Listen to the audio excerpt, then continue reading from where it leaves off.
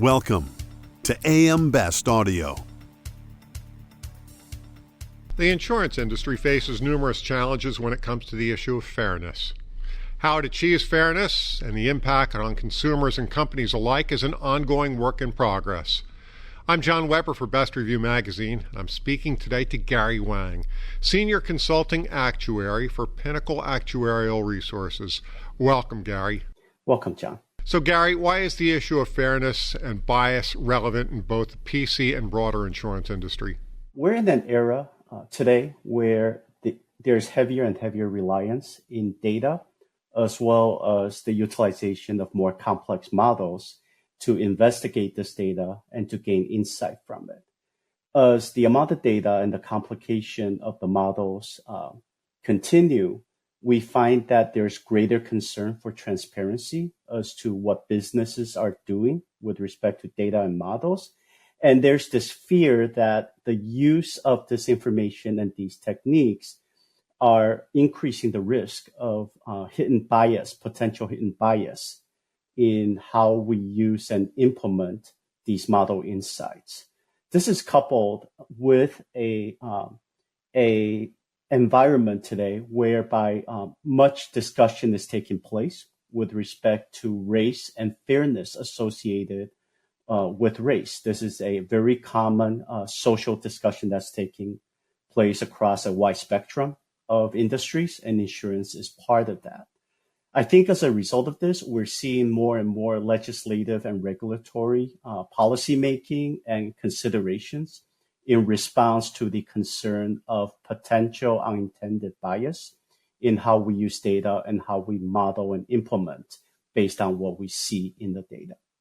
How have regulations changed in recent times, and what are the recent regulatory trends? Until recent times, the traditional approach between regulators and insurance companies is really about what we call unawareness. That is, we do our best as an industry not to capture the protected attributes such as race and ethnicity. And by not capturing it, we can insulate ourselves from using that information and make sure that the public, the consumers, and the regulators have comfort that we're not capturing and using the protected attributes such as race and ethnicity. However, in recent years, the discussion has evolved past the point of what we call unawareness. Now the concern is, even if we're not directly using the information, is there potential for the ever-broadening amount of data that we're using and the more complex structures to capture some of the correlations and the associations that we do not intend to capture? And so the regulators are now more actively asking companies to actually evaluate for this potential for bias or disparate impact, and to be in discussions on how mitigation can be carried out if such potential bias is found.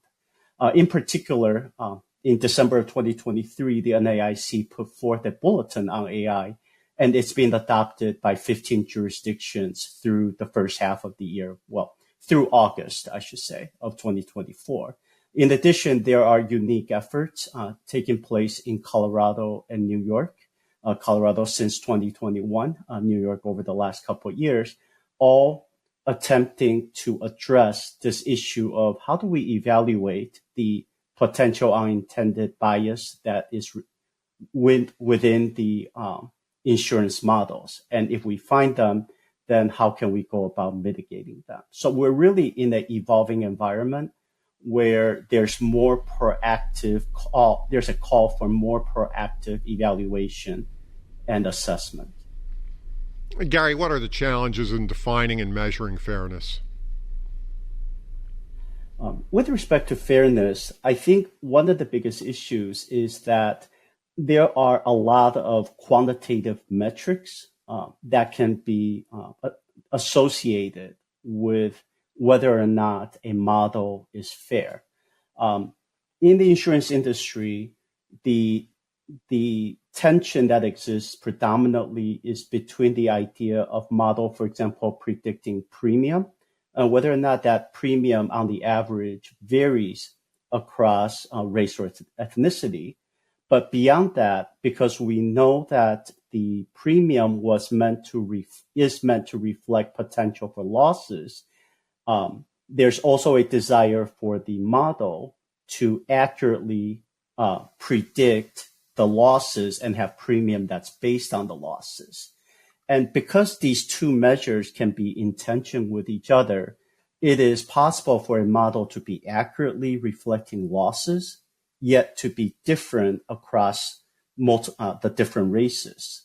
And so the discussion oftentimes then becomes, is it the premium difference that is of concern, or is it the accuracy of the premium relative to the losses that is concerning?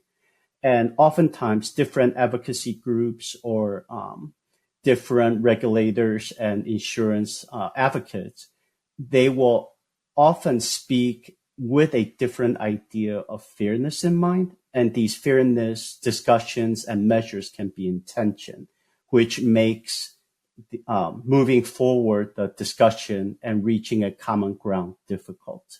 How do you balance fairness regulation and the need for competitive pricing?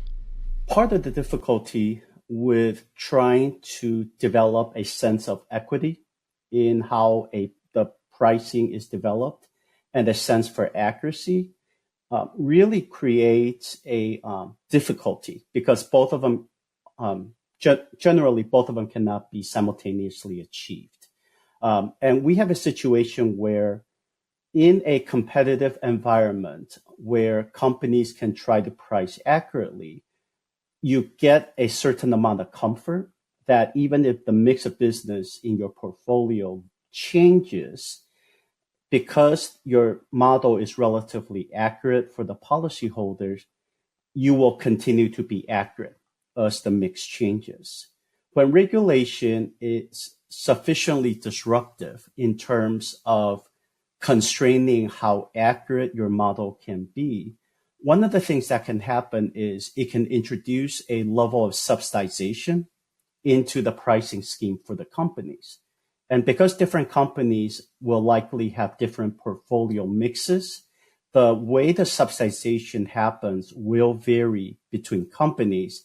And we could see a situation where what used to be a competitive environment, where regardless of whether you're a heavy rider or a light rider in a particular target market, your prices will be comparable. With the subsidization that is inadvertently introduced through regulation, you can actually disrupt that competitive positioning, and you may have companies then that are underpriced for the risk that they're writing. And this could disrupt who can continue to write in those markets in the long term, as companies that write at a loss may find that the loss pressures will cause them to have to fall out of the market. So I think there's a balancing concern that needs to be kept in mind as we're looking for equitable pricing and ways to help and support the underserved communities, coupled with introducing a insurance environment where more companies would be able to write and offer products offering competitive pricing for those communities. Gary, thank you so much for taking the time to speak with us today. Thank you very much, John. That was Gary Wang, Senior Consulting Actuary for Pinnacle Actuarial Resources. And I'm John Weber for Best Review Magazine.